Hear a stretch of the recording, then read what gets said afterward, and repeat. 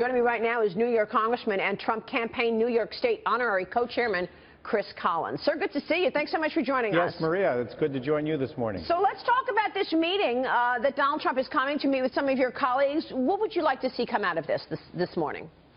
Well, you know, I think what we're seeing, Maria, is Donald Trump's campaign is transitioning into more of a general election mode. Mr. Trump knows that as we're going to have to face Hillary Clinton in the fall, we need to be united in our efforts to defeat Hillary Clinton, and that means he's reaching out to lawmakers who obviously represent districts around the country to make sure we're carrying the message of a stronger America, getting our jobs back, and standing up to our enemies, including Russia, especially what you saw yesterday. So I think it's a very natural transition. As you mentioned earlier, he's adding some folks to his staff to deal with the delegate issue come convention time. So this is a campaign maturing and moving forward, and we know that on Tuesday, the 95 delegates that are going to come out of New York are really going to give him the momentum to what we hope will be the 1237 number. Why do you think it's been so tough to get some of your colleagues on the so-called Trump train? What's stopping them? Well, Maria, really, if you look at the 247 Republican members of Congress, most of them don't endorse presidential candidates. Maybe 30 or 40 would, but a couple hundred of them will say, all politics is local. I have my own issues. I'm running for re-election this year, 2016.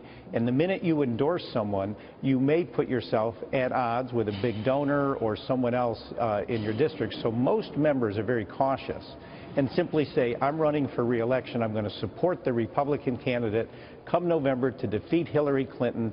Let's wait and see who our candidate will be after the convention, and then they move into, their own election. Dagan. Congressman, do you think that these voting rules that you've seen in places like Colorado, is this a bigger sea change based on what the voting public has seen and how flawed the system is? And flawed is a kind word. Well, Maria, the system is different in every state. New York, we have 27 congressional districts. Then there's 14 delegates, depending on if a candidate gets over 50%. Ohio was winner take all. Colorado was, in a way, just the political bosses picking the delegates, if you will. And that's what it is. It's a hodgepodge around America of our 50 states, and it just is what it is. Each state created their own rules. We have to play by those rules. We may not like them in each case, but our focus right now is New York. Mr. Trump, I think, is in a position to win all 95 delegates. That is the momentum he needs to start getting near that 1237 number. What do you make of the campaign manager, Corey Lewandowski, now reportedly will not be prosecuted, a decision that's set to be announced this afternoon by the Palm Beach County State Attorney, David Arenberg. Congressman, what are your thoughts on this whole situation? Well, to me, that was just an overly aggressive individual trying to take this matter where it didn't belong. Anyone that saw that video simply saw that Mr. Trump's campaign manager was running interference, if you will, with a very, very aggressive press corps that day. There was no assault that was going on, so it's a shame that it had to reach the point it was with the media jumping all over it. Yeah. But it was much ado about nothing. And in fact, I think as things like this happen, there's actually, believe it or not, a bit of a sympathy factor that the public starts to think, people are picking on Mr. Trump. He's being held to a different standard than the other candidates. And at some point, we all would say, enough is enough. Let's move beyond this. Congressman, looking beyond New York here, the game right now is get to 1237, get the nomination. What's the priority within the Trump camp? Is it extending the olive branch to the party, showing this willingness to work together, or is it more appealing to the people as he's done successfully to this point? I think this continues to be an appeal to the voters. As we have New York coming up. We're going to have Pennsylvania, New Jersey, clearly California near the end of the cycle. So Mr. Trump's going to continue to focus on his energized base, especially emphasizing, securing our borders, getting our jobs back, and national defense. So I think that's still the communication that will occur, because it's, in every case other than perhaps Colorado, it's the voters choosing their candidate and hence the delegates. But at the same time, you need a dual track to make sure, and some of the additions to Mr. Trump's campaign are making sure that he's not caught unaware at the convention.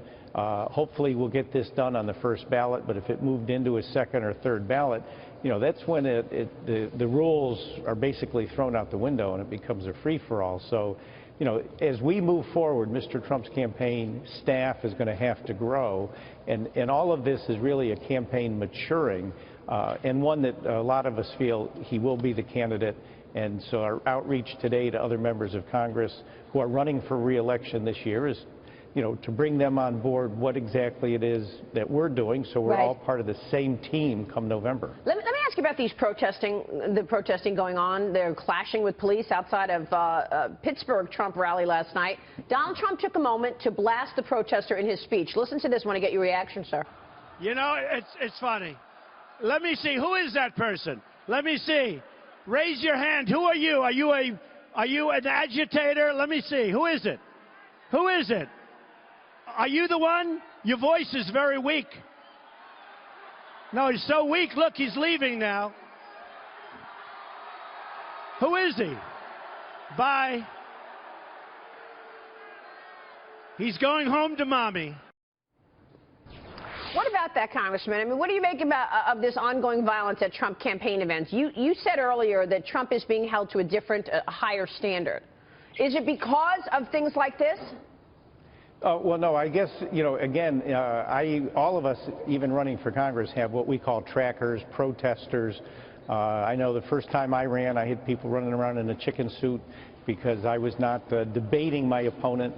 And so, politics is politics. And, to call out a protester is actually a very effective way, to communicate with your crowd that there's somebody, perhaps disrupting the campaign. And when you call someone like that out, the other one that did that very effectively was Chris Christie. He's always been known as a tough-talking, blunt-speaking individual. And frankly, that's what the public wants from a non-politician. A chief executive is going to call people out. Those career politicians are a little more cautious. People are saying the time for caution has come and gone. The mess that this country's in today, we want somebody, that was Chris Christie's claim to fame in New Jersey. So I applaud Mr. Trump for standing up, calling someone out, and then when that individual kind of turns tail and leaves, what does that tell you? All right. Congressman, good to see you. We'll be watching this meeting today. Thanks so much for joining us. Congressman Collins there.